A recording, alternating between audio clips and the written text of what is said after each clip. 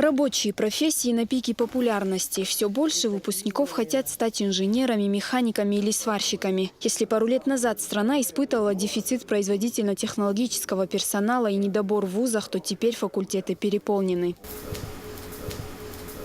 Этот тренажер имитирует процесс электросварки. Будущие специалисты осваивают одновременно теорию и практику. В Чеченском технологическом техникуме не только учат, но и поднимают престиж рабочих специальностей. Сегодня профессия сварщика или электромеханика пользуется большей популярностью, чем экономист или юрист. Выпускники этого учебного заведения востребованы и за пределами республики. Они уезжают в Волгоградскую область, Саратовскую область, Ростовскую область, на север.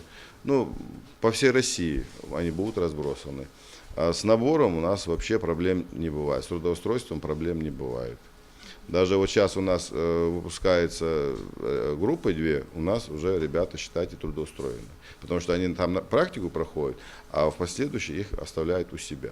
Выбор рабочей профессии – это удачный старт для карьерного роста, говорят специалисты. Тем более, что работа на заводе или на предприятии больше не означает тяжелый труд, ведь в основном все оборудование автоматизировано. Я выпускник Грозненского нефтяного института и по специальности являюсь инженером по автоматизации.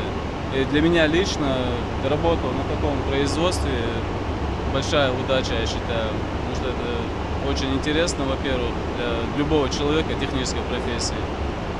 И большие шансы на перспективу.